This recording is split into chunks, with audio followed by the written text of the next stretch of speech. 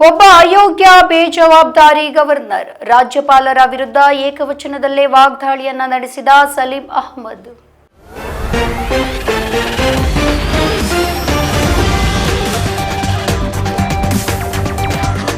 ಮುಡಾ ಪ್ರಕರಣದಲ್ಲಿ ಮುಖ್ಯಮಂತ್ರಿ ಸಿದ್ದರಾಮಯ್ಯ ವಿರುದ್ಧ ರಾಜ್ಯಪಾಲರು ಪ್ರಾಸಿಕ್ಯೂಷನ್ಗೆ ಅನುಮತಿ ಕೊಟ್ಟ ವಿಚಾರ ಕಾಂಗ್ರೆಸ್ ಪಡೆ ಕೆರಳಿ ಕೆಂಡವಾಗುವಂತೆ ಮಾಡಿದೆ.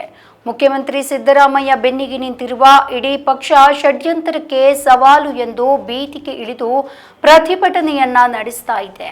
ಬೆಂಕಿಯನ್ನ ಹಚ್ಚಿ ಧಿಕ್ಕಾರ ಕೂಗಿ ಕಾಂಗ್ರೆಸ್ ನಾಯಕರು ಆಕ್ರೋಶವನ್ನ ಹೊರಹಾಕಿದ್ದಾರೆ.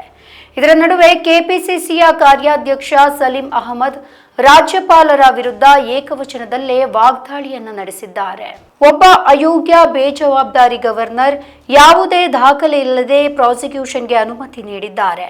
ನಾವು ಸುಮ್ಮನೆ ಕೂರಲ್ಲ, ಹೋರಾಟವನ್ನ ಮಾಡ್ತೀವಿ ಎಂದು ಕಿಡಿಕಾರಿದ್ದಾರೆ. ಇನ್ನು ಮತ್ತೊಂದೆಡೆ ಕಂದಾಯ ಸಚಿವರಾದಂತಹ ಕೃಷ್ಣ ಬೈರೇಗೌಡ ಅವರು ಆಕ್ರೋಶವನ್ನ ಹೊರಹಾಕಿದ್ದಾರೆ. ಬಿಜೆಪಿ ಏಜೆಂಟ್ ಆಗಿ ಗವರ್ನರ್ ಕೆಲಸ ಮಾಡ್ತಾ ಇದ್ದಾರೆ. ಅವರು ಗವರ್ನರ್ ಅಲ್ಲ, ಅವರು ನಾಲಾಯಕ್ ಗವರ್ನರ್, ಬಿಜೆಪಿಯ ಏಜೆಂಟ್. ನಾಲಾಯಕ್ ಗವರ್ನರ್ಗೆ ಧಿಕ್ಕಾರ.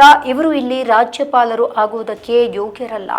ತೊಲಗಿ ರಾಜ್ಯಪಾಲರೇ ತೊಲಗಿ. ರಾಜ್ಯಪಾಲರಿಗೆ ಮಾನ ಮರ್ಯಾದೆ ನಾಚಿಕೆ ಇದೆಯಾ ಎಂದು ಕಿಡಿಕಾರಿದ್ದಾರೆ. ಇನ್ನು ಮೈಸೂರಿನಲ್ಲಿ ಶಾಸಕ ತನ್ವೀರ್ ಸೇಠ್ ಕೂಡ ರಾಜ್ಯಪಾಲರ ವಿರುದ್ಧ ವಾಗ್ದಾಳಿಯನ್ನ ನಡೆಸಿದ್ದಾರೆ. ಸಿದ್ದರಾಮಯ್ಯ ಯಾವುದೇ ವಿಚಾರದಲ್ಲಿ ಯಾರಿಗೂ ಕೂಡ ಶಿಫಾರಸು ಮಾಡಿಲ್ಲ. ನಿವೇಶನ ಹಂಚಿಕೆ ಮಾಡುವ ವೇಳೆ ಸಿದ್ದರಾಮಯ್ಯ ಯಾವುದೇ ಪಾತ್ರ ಇಲ್ಲ. ಬಿಜೆಪಿ ಜೆಡಿಎಸ್ ನಾಯಕರು ರಾಜಕೀಯ ಲಾಭಕ್ಕಾಗಿ ಸಿದ್ದರಾಮಯ್ಯ ಅವರನ್ನ ಮುಂದಿಟ್ಟುಕೊಂಡು ಹೋರಾಟವನ್ನ ಮಾಡ್ತಾ ಇದ್ದಾರೆ. ಸಚಿವರು, ಶಾಸಕರು, ಪರಿಷತ್ನ ಸದಸ್ಯರು ಸಿದ್ದರಾಮಯ್ಯ ಬೆನ್ನ ಹಿಂದೆ ಇದ್ದಾರೆ. ನೀಚ ರಾಜಕಾರಣವನ್ನ ಮಾಡ್ತಾ ಇರುವ ಜೆಡಿಎಸ್ ಬಿಜೆಪಿ ಪಕ್ಷಕ್ಕೆ ತಕ್ಕ ಪಾಠವನ್ನ ಕಲಿಸಬೇಕಾಗಿದೆ. ಸಿದ್ದರಾಮಯ್ಯ ಅವರೇ ಈ ರಾಜ್ಯದ ಮುಖ್ಯಮಂತ್ರಿಯಾಗಿಯೇ ಮುಂದುವರಿಯುತ್ತಾರೆ ಎಂದು ಆಕ್ರೋಶವನ್ನ ಹೊರಹಾಕಿದ್ದಾರೆ. ನಮ್ಮ ಈ ವಿಡಿಯೋ ನಿಮಗೆ ಇಷ್ಟ ಆದಲ್ಲಿ ಲೈಕ್ ಮಾಡಿ, ಶೇರ್ ಮಾಡಿ, ಕಮೆಂಟ್ ಮಾಡಿ ಮತ್ತೆ ಸಬ್ಸ್ಕ್ರೈಬ್ ಮಾಡಿ.